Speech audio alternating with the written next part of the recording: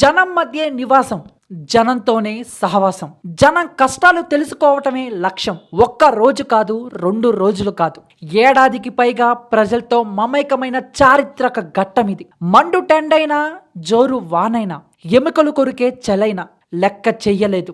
జన హృదయాల్లో నుంచి వెల్లువల్లా వచ్చిన కష్టాల ప్రవాహాన్ని ఒడిసి పట్టుకుని నేనున్నాను అంటూ భరోసా ఇచ్చారు.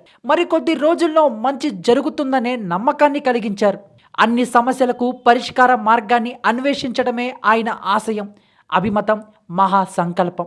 ఒక్కసారి గతంలోకి వెళ్తే వైఎస్ రాజశేఖర్ రెడ్డి గారు ప్రజాప్రస్థానం పేరుతో మొదటిసారిగా పాదయాత్రకు శ్రీకారం చుట్టారు. ప్రజాసేవలో ఎన్ని అవాంతరాలు ఎదురైనా చిరునవ్వుతో ఎదుర్కొంటా, గుండె నిబ్బరాన్ని కోల్పోవటం రాజనీతిజ్ఞత కాదు, నమ్మిన సిద్ధాంతానికి అనుగుణంగా తొనుకు బెనుకు లేకుండా ముందుకు సాగటమే నేర్చుకున్నా అంటూ ఆనాడు వైఎస్ గారు చెప్పిన మాటలు తెలుగు ప్రజలందరూ ఎప్పటికీ మర్చిపోలేరు. అలాగే వైఎస్ రాజశేఖర రెడ్డి గారి తర్వాత తన కుమార్తె వైఎస్ షర్మిల కూడా మరో ప్రజాప్రస్థానం పేరుతో చేపట్టిన పాదయాత్ర చిరస్మరణీయం. ఒక మహిళా నేత ఇలా పాదయాత్ర చేయటం దేశ చరిత్రలోనే అంతకు ముందెప్పుడూ లేదు. ఇలా ఒకే కుటుంబంలో ఇద్దరి పాదయాత్రల తర్వాత వైఎస్ఆర్ వారసుడుగా రాజకీయాల్లోకి వచ్చిన వైఎస్ జగన్మోహన్ రెడ్డి ప్రజా సంకల్ప పాదయాత్రకు శ్రీకారం చుట్టారు. నవంబర్ 6, 2017న ఇడుపులపాయలో మొదలైన పాదయాత్ర ఈరోజు అనగా జనవరి 9, 2019న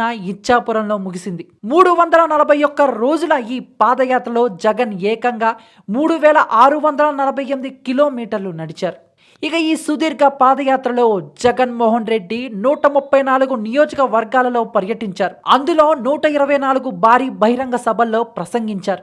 ఇక ఇడుపులపాయ నుండి ఇచ్చాపురం వరకు 2516 గ్రామాలు, 231 మండల కేంద్రాలు, 54 మున్సిపాలిటీలు, 8 కార్పొరేషన్లతో పాటు దాదాపు 1,25,00,000 మంది ప్రజలను జగన్ నేరుగా ఈ పాదయాత్రలో కలుసుకున్నారు. అదేవిధంగా ఈరోజు మధ్యాహ్నం ఇచ్చాపురం బహుదా నది తీరంలో ఏర్పాటు చేసిన భారీ స్తూపాన్ని జగన్ ఆవిష్కరించారు. దాదాపు 91 అడుగుల ఎత్తున్న ఈ స్తూపం ఈఫిల్ టవర్ ఆకృతిని పోలి ఉంది. దాంతో పాటు స్తూపం పైన 10 అడుగుల ఎత్తులో పార్టీ జెండాను కూడా ఎగురవేశారు. ఇక ఈ స్తూపానికి బేస్మెంట్ పైకి వెళ్లే 13 మెట్లపై 13 జిల్లాల పేర్లు లిఖించారు. అలాగే ఈ స్తూపానికి దిగువన వైఎస్ఆర్ జగన్ చిత్రాలు ఉంచారు. ఈ స్తూపానికి విజయ సంకల్పం అనే పేరు పెట్టినట్లు వైసీపీ శ్రేణులు చెప్పుకొచ్చారు. ఇదంతా ఒకెత్తైతే జగన్ ఈ రోజు సంచలన ప్రకటన చేయబోతున్నారనే వార్తలు సంచలనంగా మారాయి. మొత్తానికి జగన్ చేపట్టిన మహా పాదయాత్ర విజయవంతంగా ముగియడంతో